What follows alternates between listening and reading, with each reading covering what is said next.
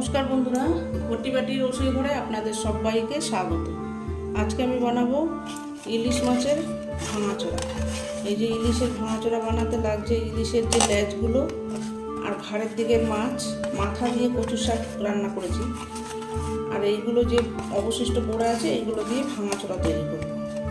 ইলিশের ভাঙাচোরা দেখুন আমি কীভাবে হচ্ছে। এই মাছটাকে প্রথমে আমি নুন হলুদ মাখিয়ে নিচ্ছি, প্লেন শুধু নুন আর হলুদ। ইলিশ মাছে তো এমনি মশলা লাগে না, হালকা মশলাই হয়ে যায়। প্লেন নুন আর হলুদ দিয়ে আমি ইলিশ মাছটাকে মাখিয়ে নিলাম। লেজাটা সবাই খেতে চায় না, এই ঘাড়ের দিকের মাছটা কাঁটা ভর্তি, ওই জন্য এটাকে দিয়ে আমি ইলিশের ভাঙাচোরা তৈরি করছি। দেখুন আমি কীভাবে করছি। কড়াই বসিয়ে দিয়েছি, কড়াইটা গরম হয়ে গেছে, সর্ষের তেল দিয়ে দিয়েছি। ইলিশ মাছ সবসময় সর্ষের তেলেই রান্না করবেন, আমি সর্ষের তেলেই রান্না করি ইলিশ মাছ। তেলটা গরম হয়ে গেছে, এবার এই মাছগুলোকে একটু হালকা করে ভেজে নেব।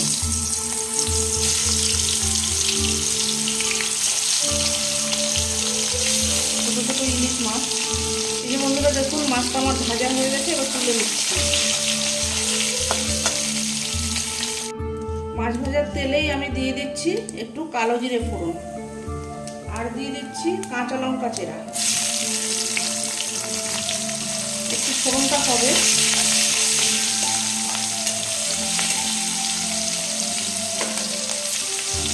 এবার দিয়ে দেবো এই দেখুন কাঁচা কুমড়ো আর আলু। কাঁচা কুমড়ো আর আলু দিয়ে এরকম ইলিশের ভাঙাচোরা করে খেয়ে দেবেন বন্ধুরা, অসাধারণ লাগে খেতে। এবার একটু ভালো করে একটু কষিয়ে নেব তেলের সাথে, কুমড়োটাকে একটু ভালো করে ভেজে নেব, একটু ভাজা হবে। দেখুন কুমড়ো আলুটা ভালো করে ভাজা হয়ে গেছে, তেলের সাথে কাঁচা লঙ্কা কালো জিরের সাথে ভালো করে ভাজা হয়ে গেছে। এবার একটু দিয়ে দেবো হলুদ, দেবো একটু ধনে গুঁড়ো, হাফ চামচের কম, আর হাফ চামচের বেশি হচ্ছে একটু জিরে গুঁড়ো, সামান্য একটু গুঁড়ো লঙ্কা রঙটা হওয়ার জন্য।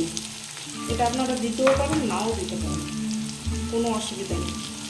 দেবো একটু লবণ, স্বাদ বুঝে লবণ। এবার এটাকে খুব ভালো করে আবার একটু কষাতে হবে।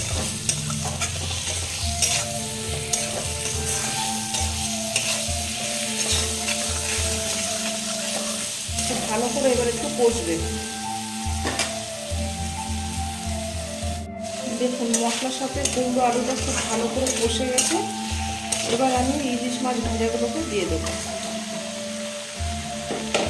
দিয়ে এর সাথে আবার খুব ভালো করে কষিয়ে নেব। মশলার সাথে একটু কষিয়ে নিয়ে আসছে। এবার এই যে দেখুন কুমড়ো আলু মাছ মশলার সাথে খুব ভালো করে কষিয়ে নেওয়া হয়ে গেছে। এবার একটু দিয়ে দেবো পরিমাণ মতো জল, যাতে একটু আলু কুমড়োটা সেদ্ধ হয়ে যায়। যে আলু কুমড়ো আর মাছ যেন খুব ভালো করে সেদ্ধ হয়ে যায়, একটু জল দিয়ে দিলাম। এবার একটু ঢাকনা চাপা দেবো, দিয়ে আমি কিছুক্ষণ পরে আসছি, 2 মিনিট পরে আসছি।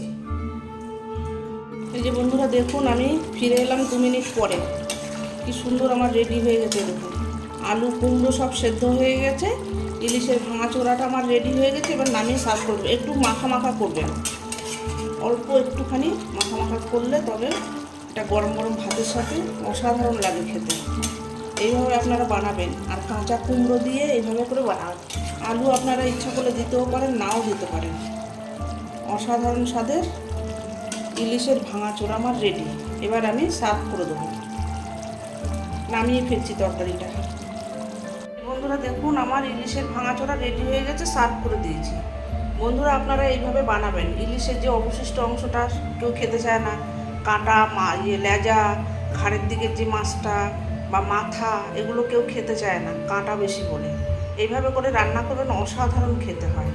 এরকম করে খেয়ে আমাকে কমেন্ট করবেন।